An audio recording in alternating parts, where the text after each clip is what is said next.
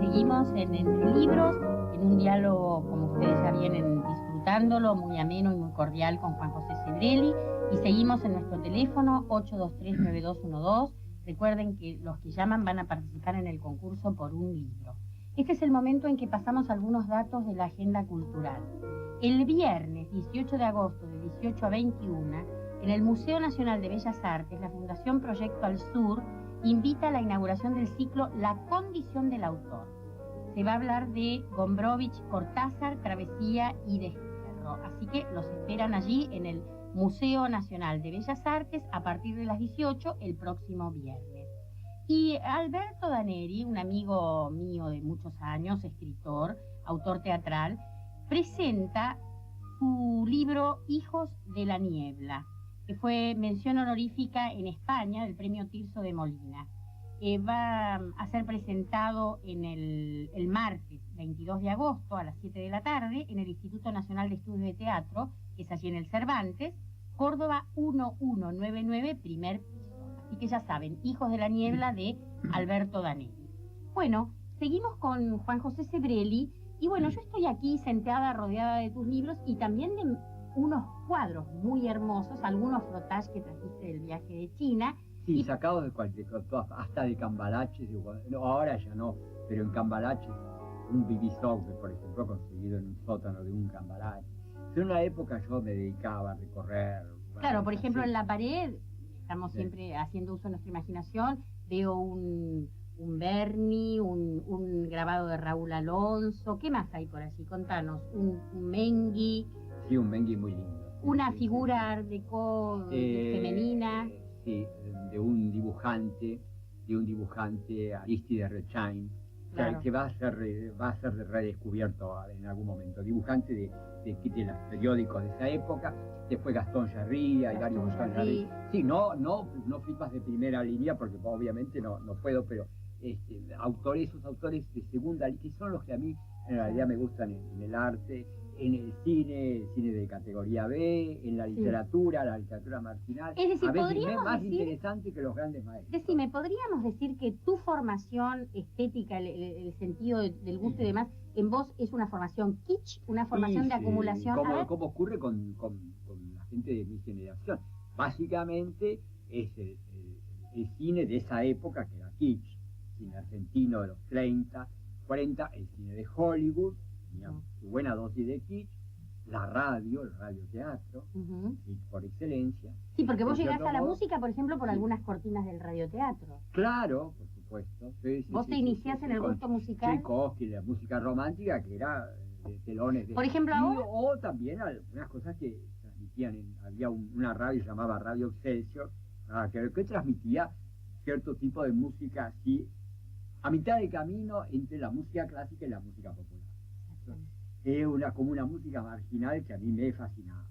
Exacto, en general, digamos, esa mezcla, vos decís el pintor de segunda categoría, el folletín, la literatura de kiosco y la literatura de la Biblioteca Nacional, por ejemplo, ¿no? La literatura de segundo línea, por ahí, es más atractivo o te muestra más ciertos aspectos sociales que a mí siempre me interesaron en la literatura, que el gran maestro.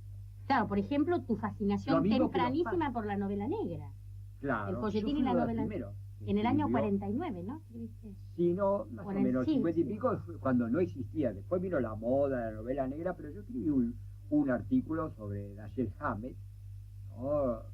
En esa época era un autor completamente... ¿Y cómo descubrís la novela negra? No, por casualidad. Y también, vos sos buscador de kiosco y de librería de viejos. Me cayó en las manos Cosecha Roja y lo leí y quedé fascinado. Y ahí empezaste a buscar. Claro, después me leí todo Chandler, todo Dashiell Hammett, autores que hoy son muy populares, pero en aquella época no. Y la formación de la sensibilidad estética con respecto a la música, por ejemplo, Debussy que estamos oyendo y demás, ¿a vos también te llega por vía de la radio y por vía de los discos?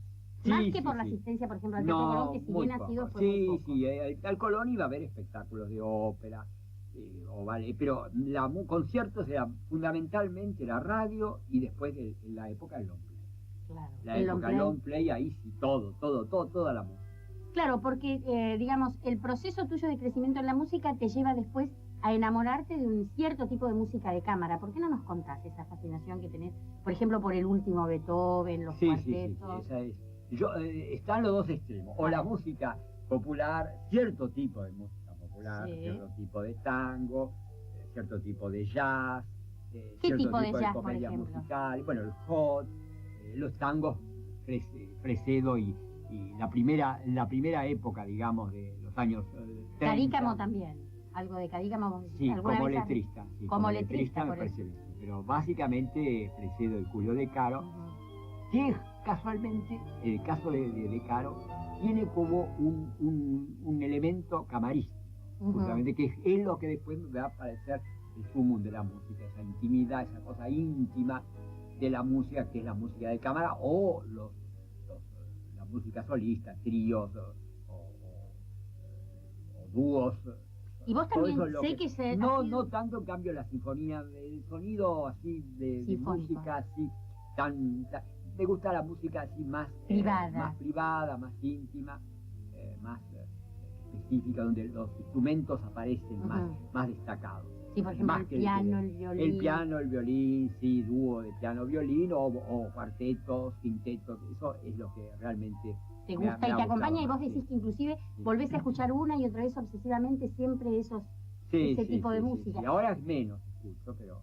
Y en el caso en el caso del cine también, vos decías, bueno, sí, el cine negro, francés y demás, la fascinación de un tipo, vos decís de un cine de segunda, pero por ejemplo uno de tus, grandes pasiones es Visconti. Visconti, Eisenstein. ¿Y por qué Visconti, por ejemplo? ¿Tiene que ver con la creación de clima? Claro, porque Visconti justamente hay una evocación histórica que se da mucho a través de escenografías, de vestuario, de utilería. Eso me parece que es decisivo. Justamente los dos, que yo considero los máximos maestros del cine, Eisenstein y Visconti, son realmente creadores de clima. Ahora vos decís, bueno, descubro... Básicamente el cine a mí me entra por los ojos. Claro, porque vos literario no me aquí interesa. En las señales de la memoria decís, yo soy básicamente un mirón, un voyeur. Todo lo que es el don del ojo, la arquitectura. Por eso la arquitectura es lo que más me gusta.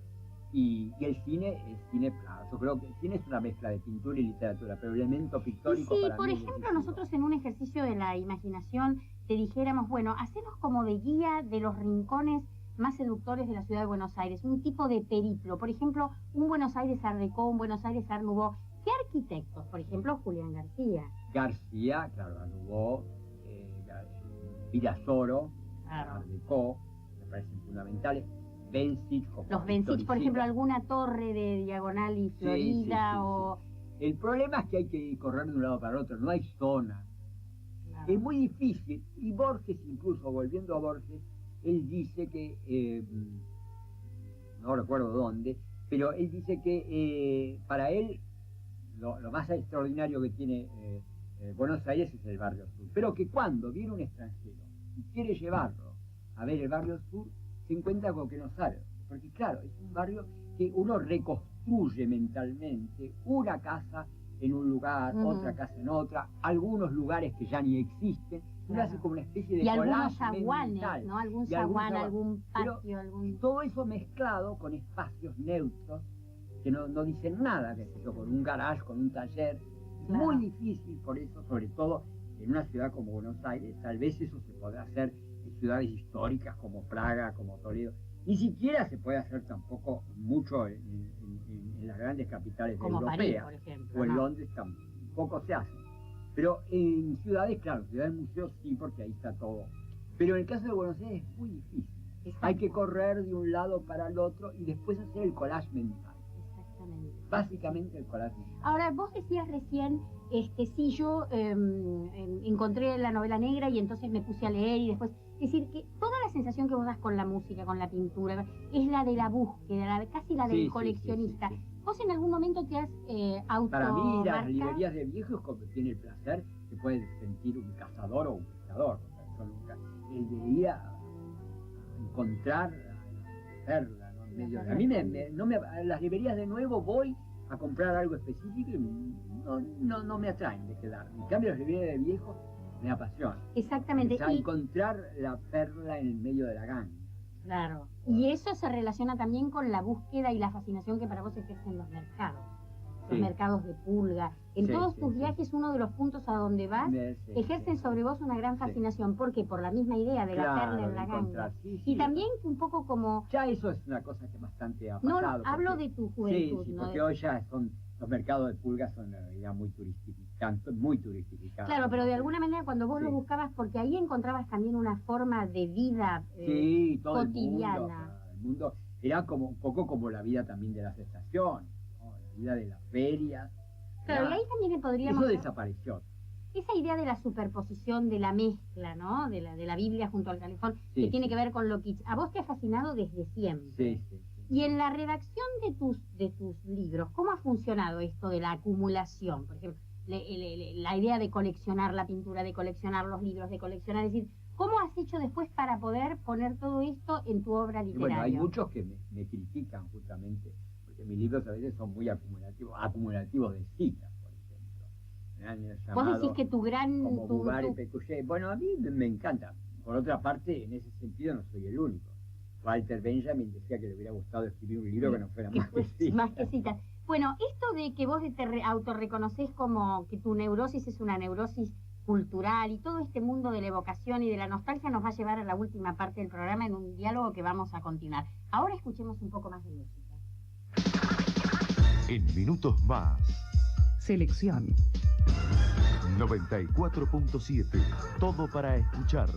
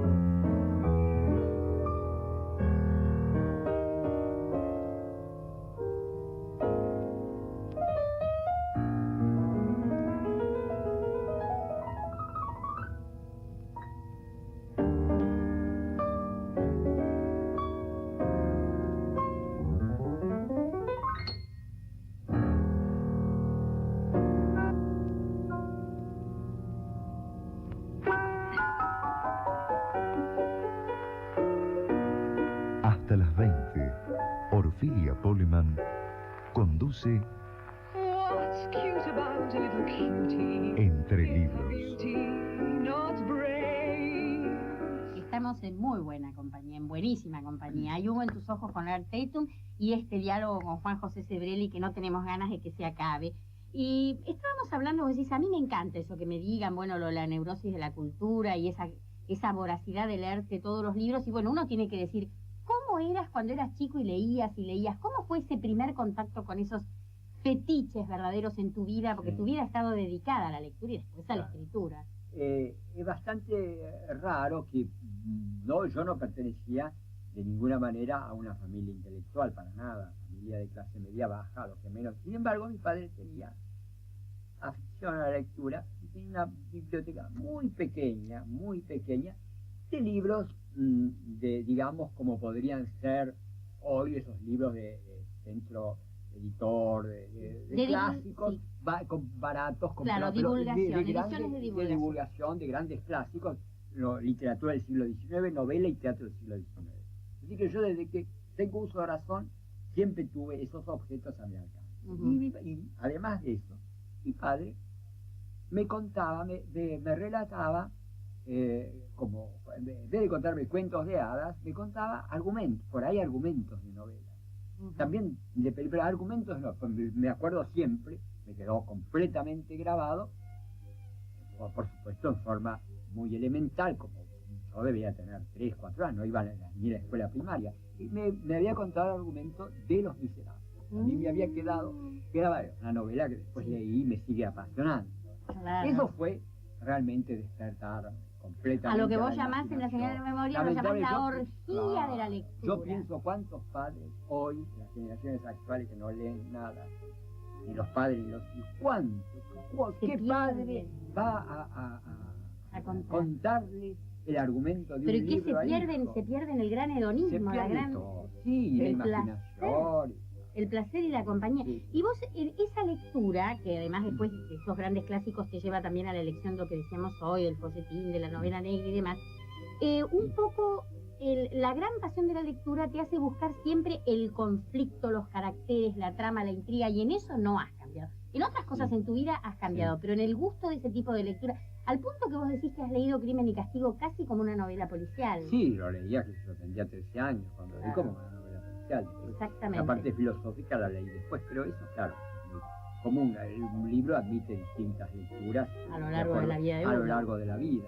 Y además, la otra fascinación es que esos libros que se te van apareciendo, que inclusive uno muchas veces recibe libros porque otros les comentan, otro de tus hábitos, además de la lectura, es la escritura, aún en papelitos que te van saliendo por el bolsillo. Es decir, porque yo iba anotando todo. Y no anoto las cosas que voy viendo, o que oigo en una conversación, y que después por ahí utilizo o no, o se pierden, pero yo permanentemente registro todo. Es decir, la idea de ser un observador universal, eso, de un contemplador, alguien que está registrando todo lo que pasa. El fluir de la existencia, el detalle arquitectónico, todo. Todo. Y por supuesto, permanentemente estás escribiendo tus memorias. Sí, esos fueron los libros que lo terminaré alguna vez, pero sí.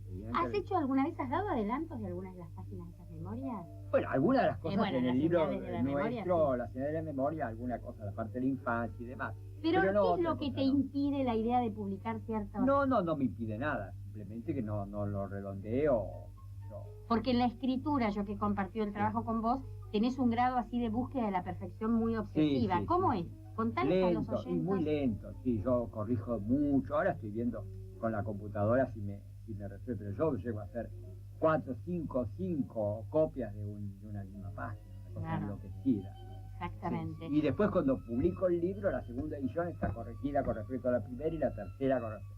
Pero eso ya es muy común. Borges decía que se publica para dejar de corregir. Claro, y vos contabas, cuando hacíamos las señales de memorias, comentabas quién era el escritor que ponía tiritas de papel. Bueno, Proust era increíble. Hay una película donde se ve, es una película celeste, que Celeste era la sirvienta de Proust, donde lo ayudaba, y le pegaba, la sirvienta le pegaba los papelitos con las y se terminaban formando una especie de acordeón interminable que llenaba toda una habitación con esos papeles. Y yo no llegué a tal punto. Ya que resuena el nombre de Proust, yo diría, hoy hemos hablado, en bastantes momentos hemos reiterado el tema de la evocación de una constitución que ya no está, de la bohemia que se fue, esa actitud de la nostalgia por la ciudad ida, por la sociedad cambiante y demás, y por la idea de la recuperación de un tiempo perdido, a vos te acerca mucho a lo que es la percepción del mundo que tenía Proust. ¿Vos te considerás un proustiano? Sí, muchos aspectos de la literatura de Proust que no ha sido bien comprendida.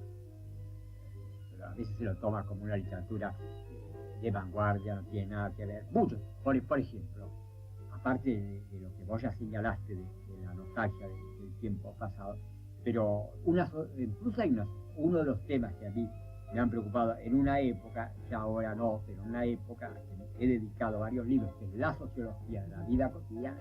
Eso está en Proust. Antes que nadie, no existía sociología. Proust lo hace literariamente. Y vos también intentas hacerlo. Un análisis, claro, un análisis de las clases sociales, por ejemplo. Eso está en Proust. Teorías psicológicas antes que existiera una sociología científica. Los análisis que hace de los personajes. Hay un enorme betas en Proust que yo he utilizado muchísimo. Exactamente. La reconstrucción de las sagas familiares. Toman como una especie de snobismo. ¿Qué tiene que ver, qué tengo que ver yo, un habitante de Buenos Aires, con las duquesas del París del siglo XIX? Pero en primer término, que tampoco los parisienses de hoy se encuentran con la duquesa de Guermantes caminando por la calle. Y en segundo término, que el comportamiento sexual, por ejemplo, que es uno de los temas fundamentales de Proust, es exactamente la psiquis y el aparato sexual de los franceses del siglo XIX es igual que la de los argentinos del siglo XX. 1990. Bueno, hay una cantidad de cosas que yo he aprendido de Proust. Yo lo sigo considerando, aparte del placer de una de las cosas más exquisitas que se hayan escrito, pero me ha servido como realmente un elemento de pensamiento. Como un verdadero maestro de pensamiento. Para la escritura. Yo lo encuentro como maestro de pensamiento. Ahora, maestro del pensamiento y maestro también de alguna manera de la escritura. Y vos decís en la un teoría momento... del tiempo, aparte. Ya entrando a la teoría del tiempo ya es filosofía. Claro. Y también un poco la del tiempo psicológico, que es tan bersoniano. La sensación esa de que al morder la Magdalena aparece y se derrama toda la memoria. Pero, digamos, hay un momento en el que vos pasás de ser lector y observador de la sociedad a ser escritor, y es muy importante porque vos en algunos de los reportajes, incluyendo el diálogo de las señales de la memoria, vos decís que no hay escritor si no hay desdicha. Es decir, hay un punto... ¿Por qué? No, obviamente... hay un inconformismo social. Los creadores y los lectores, además yo diría que son individuos cuya socialización, cuya integración a la sociedad o al medio en que viven, por uno u otro motivo, no es suficientemente armónica. Eso me parece que es fundamental. Y entonces la escritura, aparte, ¿qué vendría a representar? De todas las biografías que uno ha leído, de escritores, de pintores, de músicos, de todo lo que se puede, de los creadores, uno encuentra siempre como que hay una integración. El individuo absolutamente integrado no tiene la distancia suficiente como para ver, interpretar o reflexionar sobre el mundo. O reconstruir, porque la escritura sería una forma de escribir una utopía personal, de alguna manera. Y la lectura lo mismo, porque la lectura en cierto modo también es creadora. Uno que lee, recrea lo que está leyendo. Hay que tener esa distancia con respecto al mundo. Claro, yo creo que es fundamental. Al mundo y a la sociedad en la que uno vive. Es decir, que por un lado la desdicha y por otro el inconformismo y la rebelión. La felicidad sería como incompatible. Tolstoy decía, los pueblos felices no tienen historia. Y ya podemos decir, bueno, los individuos felices no son capaces de crear. Suponiendo que la felicidad existiera. Suponiendo. Lo estás poniendo en duda. Sí. Y de todas maneras hay una felicidad en la escritura, cuando se logra la frase, así como se sufre frente a la página en blanco y frente a la obsesión. ¿Cómo es ese momento, digamos, del encuentro con la palabra? Porque vos sos un buscador, hasta el punto y aparte, el adjetivo, la creación es bastante sufrir. Es decir, el hecho mismo de escribir, no sé, algunos escritores puede ser que no, pero es un sufrimiento. Lo dicen los grandes escritores. Proust sufría terriblemente. Claro, pero el placer está cuando... El sufrimiento de la búsqueda de la belleza, por eso, la belleza como algo inalcanzable. Es una tarea realmente, como todo trabajo, es un sufrimiento, todo trabajo significa, evidentemente... Pero hay un momento de dicha. ¿Cuál es el momento del encuentro? Cuando uno logra, claro, cuando uno logra Y de la insatisfacción de la obra que se termina y uno vuelve, nace de nuevo de la insatisfacción personal el nuevo libro. ¿Cómo es que nace en vos uno y otro libro? Vos que has sido tan productivo en tu vida en materia de escritura. ¿Cómo van haciendo? A veces de una necesidad personal, a veces de una necesidad social. Como, por ejemplo, los dos últimos libros de filosofía que no tienen nada que ver, por ejemplo, con la saga familiar. No tienen nada que ver, sin embargo, tienen que ver. Hay ideas en estos dos últimos. Yo he cambiado en cierto modo, porque he abandonado un poco la literatura ceñida a datos muy concretos. Por ejemplo, una ciudad, Buenos Aires, una familia, los Anchorena. Y bueno, mis últimos libros son abstractos. Sin embargo, hay ideas que estaban en mi primer libro, Martínez Estado, La rebelión inútil.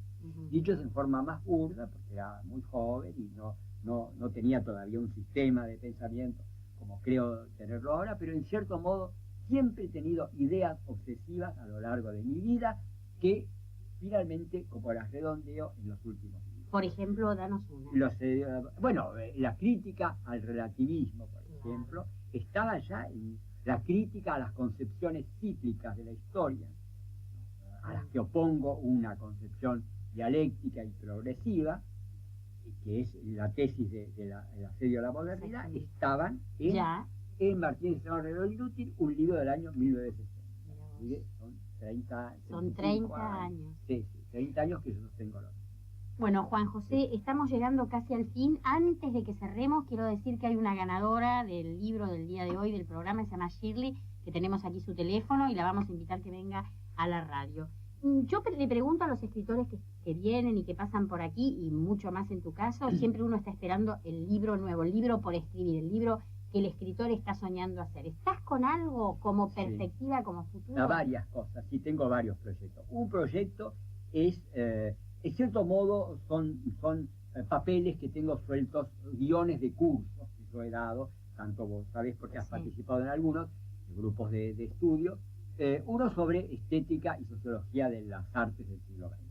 Eso sería un tema. Otro sería un poco como el tríptico, a concluir con lo que desarrollé en el asedio a la modernidad y en el vacilar de las cosas. Es decir, la crítica a las concepciones irracionalistas de las últimas, del fin de siglo. Digamos, eso serían como dos. Y otro también que tendría, la idea es de hacer una revisión de Buenos Aires, vida cotidiana y alienación, con un largo epílogo que se llamara 30 años después. Y mostrar las diferencias abismales entre la ciudad de la década del 60 y la ciudad de hoy.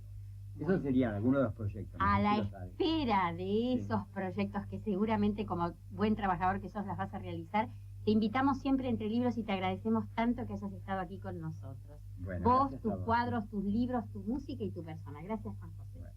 Hasta la próxima, amigos. Esto fue Entre Libros. Idea y conducción, Orfilia Poleman. Nos encontramos el próximo miércoles.